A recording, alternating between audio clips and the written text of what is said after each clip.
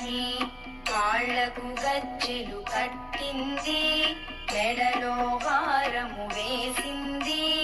పిలచిన వెంటనే పలికింది, అడిగినదంతా ఇచ్చింది.